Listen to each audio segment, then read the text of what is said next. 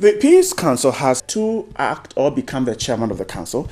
It's attracting a lot of comments. The Interior Ministry has come out to deny any such thing. And yesterday, the National Peace Council itself went out there and told the public it is a non-partisan institution. Now, how should the public take this? My guest in the studio will help us understand all this and move on as we head towards December 2016. He is a political and security analyst, Dr. Kwesi Enin. Good morning. Yes, good morning. And welcome. Thank you. It's a great pleasure. Let's start from here. Do we need at all to get worried about what happened? The allegations by Professor Martey, the response by the Peace Council? I think the response by the Peace Council must bring closure to the allegations. It's important we bring closure to these allegations because institutions do matter, and the National Peace Council is a critical, crucial institution together with other institutions, both from the public stroke government side and private institutions, that together contribute in maintaining peace and ensuring that the aspirations of the people of this country are met.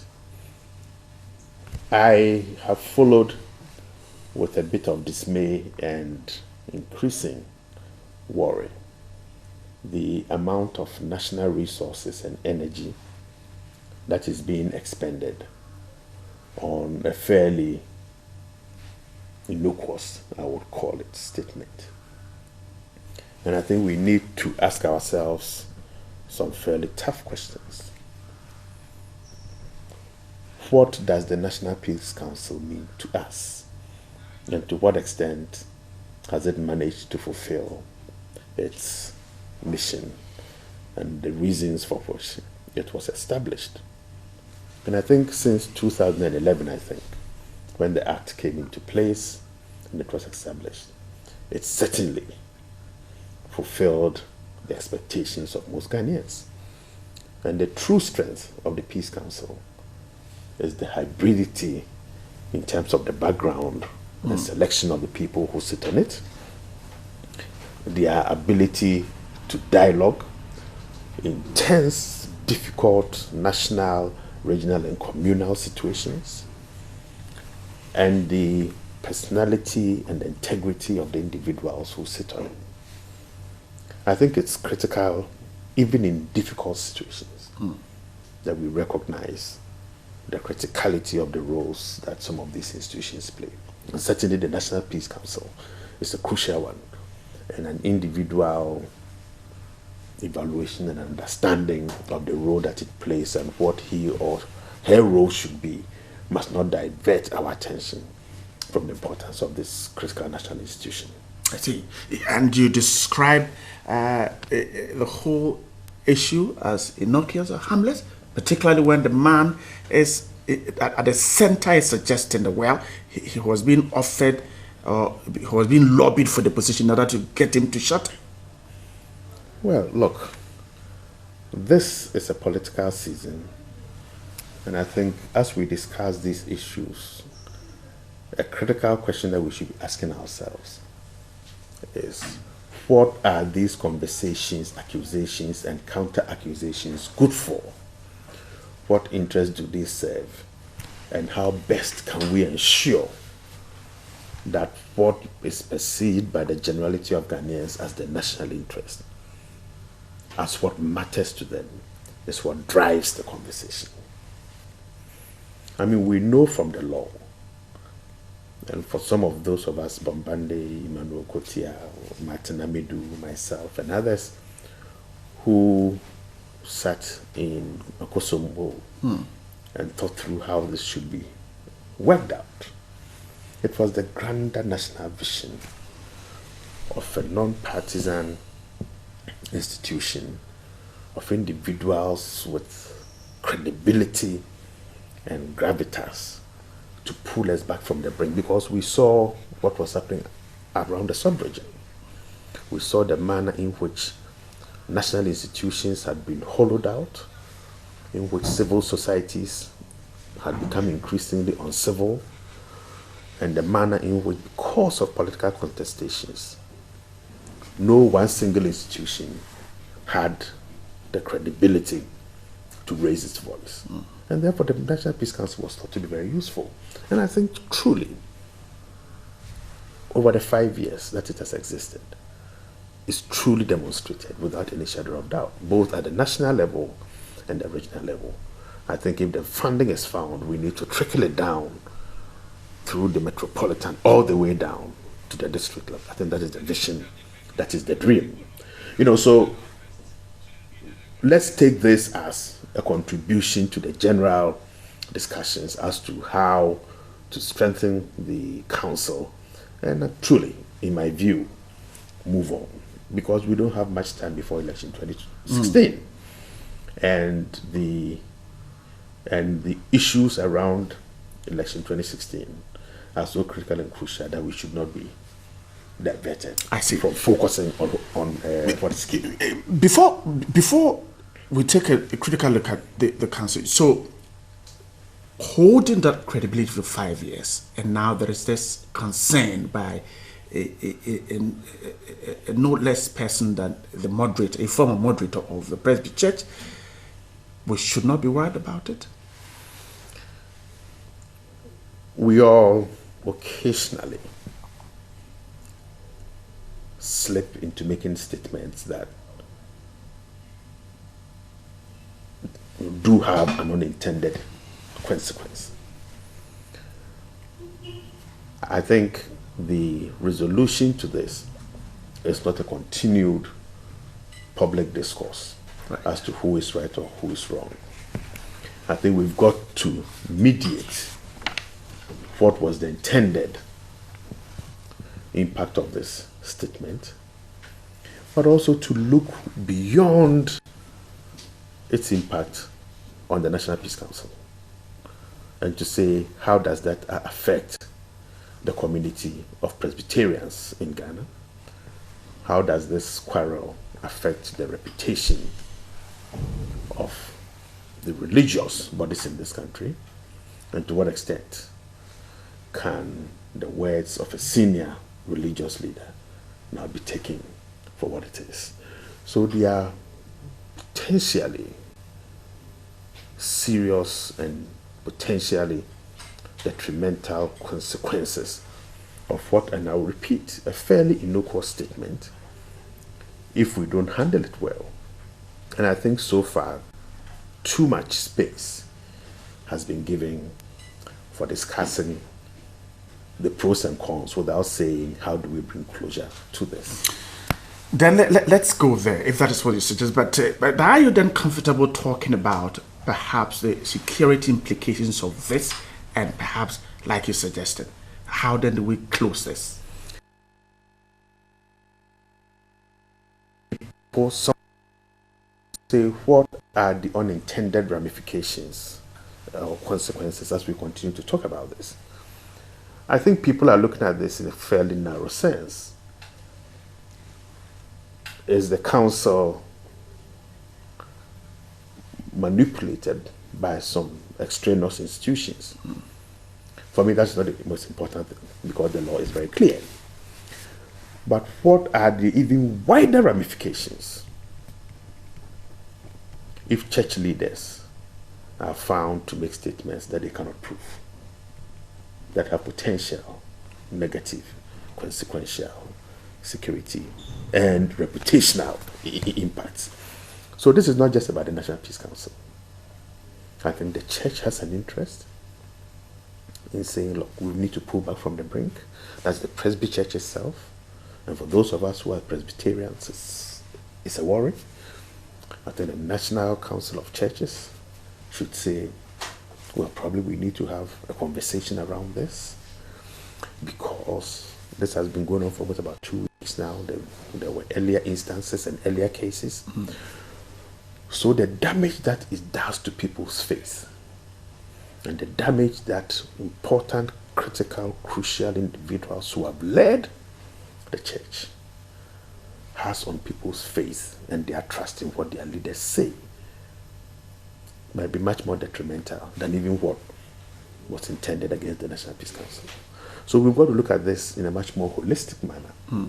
And my suggestion is very simple. The Presbyterian Church has within its structures the procedures and mechanisms to engage those who are unhappy. The Christian Council of Ghana has. And I think it's time to bring closure to this. And let's focus on the things that are important for this country. How do we ensure that post or before December 7th, it's peaceful, we feel secure, and we can do whatever we're mandated by the Constitution to do. Go out there, vote, and then accept the results that come out so we can move on as a nation. It's crucial. This conversation, or these conversations around whatever somebody has said, is diverting us from the critical issues that we should be focusing on. And I think it's time to do it. Is there no link at all between what is happening now, this conversation, and perhaps our security before, during, and after December? Well, I think it has very little, truly. Sure. Very, very little. The security institutions are primed to prevent, to understand, and to degrade. I think we know from the Ghana Police Service that they've already done a mapping of all the 26,000 polling stations, of which about 5,000 have potential flashpoints and 3,000 are of some concern. I think we also do know that elections in this country have been unduly securitized. That whenever there are elections, there's fear. And the question is that fear then leads to, what do we do? There's almost an industry of prevention that comes up. So those are the things that we need to be looking at, to say, how do we ensure that ordinary people can feel confident and bold enough to go and vote, come back home, accept the results, let's celebrate, and then move on. Those are the things that matter. But this is where the Minister of the Interior, which the police service is under, is drawn into this conversation. Well, I think the minister has made a very clear statement. I think I heard the minister. If you think there's a text message, let's see it, please. And I think the telcos can actually prove this. If there was. If there was. I don't think we should use national resources to follow a dead end. There's an allegation that has been made. Let's go to the telcos. Let's look at the time frame. Let's find out who is not telling the truth, and let's bring closure to this. And I think Interior Minister Bani's comments are very critical, because Minister Bani has worked earlier in his previous life in several tricky, tense situations in which similar issues have triggered all kinds of things. So I think for him it was very important to bring closure to this by the statement that was issued. Okay, but if people are still dissatisfied, let's go to the telcos. They have the technological know-how. They can prove or help us to bring this thing to a closure. We have gone through elections, several of them. This is about the seventh one. Yeah. We have not gotten there. We have not matured the way we handle ourselves. No. At all. Far from it. I think we have over politicized elections in this country, and we have over politicized and undermined the way policy making, policy development, and implementation is also done. Almost everything that is said or done in this country is looked through a political lens, which is most unfortunate, and the interpretations that arise thereof are also looked through a political lens. I think we need to begin to pull back from the brink and to say, how do we allow government on one side, civil society on the other, in the middle, an epistemic community of technically savvy people who can support what government does in bringing the development and the peace and the security and stability that we are looking for. And I think it's key.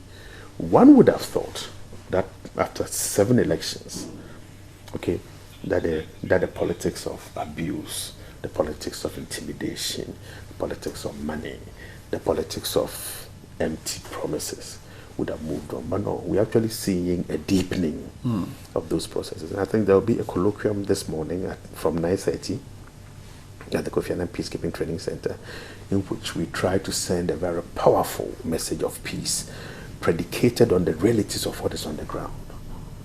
That look, peace is not always a common good, that people want to profit when there are periods of instability. And what we want to do today is to use that opportunity of getting people there and getting some of our friends from the media to broadcast this, to say, look, we can't take the peace that we have in this country for granted.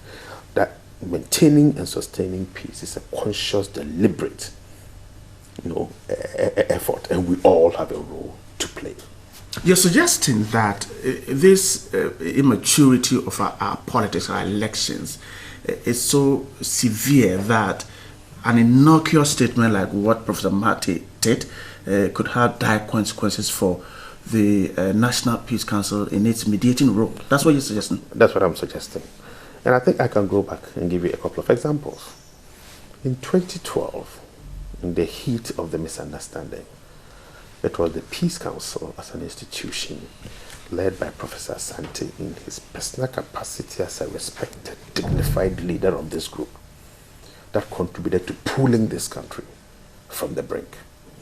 Okay, now I think when Professor Asante writes his memoirs, and I hope he does that very soon before the next elections in 2020, we will learn to appreciate what the council does and the manner in which individuals of the council, also at the regional level, have contributed to this. Secondly is the Tafu case, okay, and the role that the Peace Council in Ashanti region played in pulling back from the brink. So we've got, even when people seek to tarnish the reputation or the respect that we have for the council, members, or institutions in general. Institutions, right. We've got to remember that institutions do matter, and we've got to find a way of strengthening them and ensuring that they deliver on the mandate that they have been given. Should governments completely take themselves away from appointing whoever, or determining, or lobbying, whichever, whoever get a chance to head the country?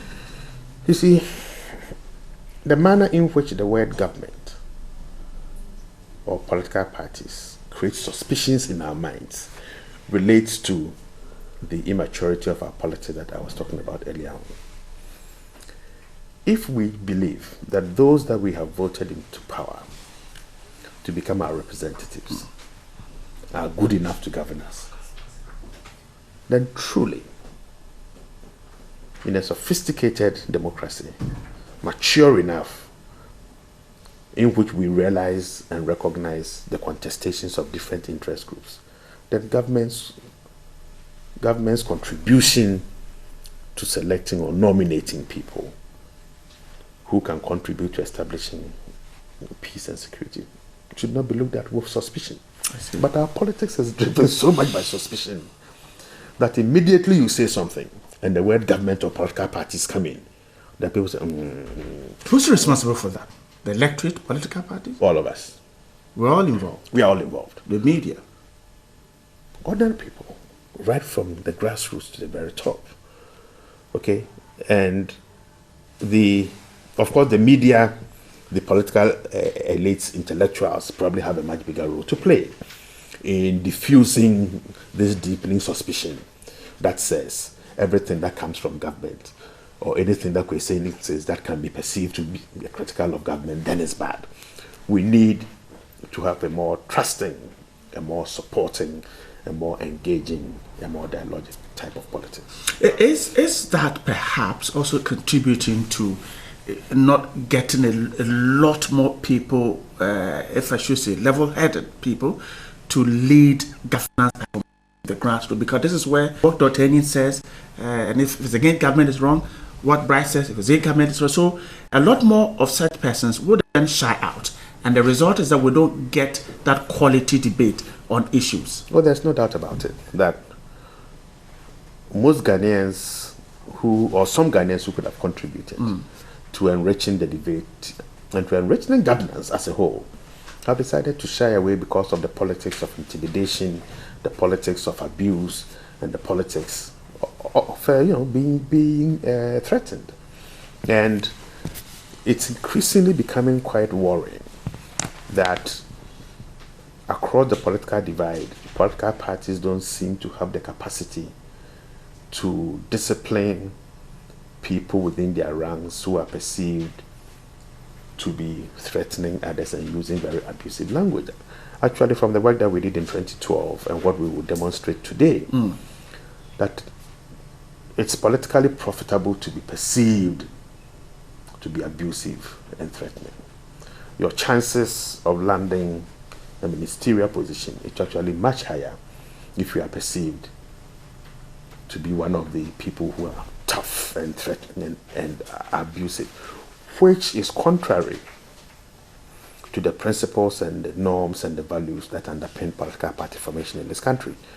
So there seems to be an inherent contradiction in what our political parties claim they want to do and what is inherent in their manifestos and what their important supporters do. And I think it is that lacunae that is contributing to creating the politics of fear and the politics of withdrawal. And as you correctly say, quite a number of people who could have contributed to this debate, contributed to governance, have decided to shy away because they don't want to be part of the politics of intimidation and abuse. And political party leaders, you would perhaps want to argue that they have not helped in this direction to tone down the tension? Far from it. Far from it. I think from what we showed from 2012 or 2011 and what we will show this afternoon across the party divide, the signals from the party leadership and their own behaviors is that yes, that kind of behavior is acceptable. And it will get the grassroots persons to follow what their leaders. Well, I think it sends a very clear signal that if the boss says this or the people closest to the boss, I think we have seen and recognized and we adhere to what the court of our land said. Two quick things. I think there's been a bit of a misunderstanding and misinterpretation around the IGP's comments. But be that as it may, resilient societies are best tested, and that level of resilience best tested when that society goes through difficulties. Social media and the ability to operate on election day is crucial to the levels of resilience in this country. My conviction, and I always say this, most of us don't speak French, and most of us can't swim. The only place we have is this place that we call Ghana. Yes, there may be a few people who may want to abuse and misuse social media, but I don't think most Ghanaians want to do that. What is the incentive for doing that? That you carry your small bag and walk 200 kilometers to the border to go and seek asylum in Togo? No. So I think there's been a misunderstanding around what the IGP said. But certainly I think we will demonstrate that we are a resilient society and the social media will be used, and I think we will come out safe. The second relates to what you said. I don't think we are learning enough from that case. I mean, the reportage is still there. I think several years ago, the American government, I think, provided you guys with some delay technology. But I don't know how many stations are using the delay technology. And therefore, we are getting the raw statements still coming through. And that is why, for me, the issue of language is potentially the most dangerous threat to us. Because, see, when you speak and when you travel to the boondocks of this country, on every farm or on every canoe, people are listening to radio. And it's the signals that we give them that they go to the beer bars, the chop bars, the funerals, the weddings, And that then triggers potential violence. Because let's not forget that when you encourage people to use violent means to do things, they may not today or tomorrow, as you and I sit here nicely dressed and behaving like polished, people, become violent towards each other. But let's not forget, rhetoric sits in our subconscious. That we don't know when that indication that we can use violence that is legitimate becomes triggered. And that is where the danger is. And it is not where you and I sit here and send it and speak that we can fight, we can hurt each other. That is not where the danger is. It's the interpretation of the signals that our followership are interpreting from what we are saying. That is where the danger lies. And that is why language French here, damn careful. Be damn careful. Before we wrap our conversation, if you listen to what is happening in Congo, Ali Bongo's in Gabon, Gabon, sorry, pardon me, Gabon. Now, this is a situation where it looks like there's a general call for a recounting, and then there is some kind of resistance. Now, you speak about the Peace Council as that mediator, functioning with that idea that when we are getting to the brinks, they come in to rescue us. How then crucial should their role in 2016 be? They have done before, but in 2016, we seem to have a heavier burden from what you have just told us. How crucial should they be? How well should they work? Let's wrap up our conversation on this. The Peace Council is the fulcrum around which all our peace efforts must be located. Why do I say so? We've celebrated and I think we need to celebrate it.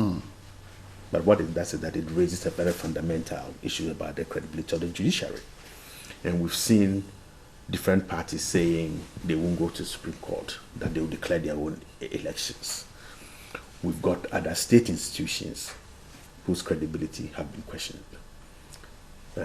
So it's civil society organizations, and then the last man standing, or the last man and woman standing, is the National Peace Council. Right. The Peace Council must be the fulcrum around which all our efforts towards a peaceful and credible election must be located. That's how we should look at it. That's how we should look at it. I'm grateful, Dr. Eni. It's always a great pleasure. Thank you for your time this morning.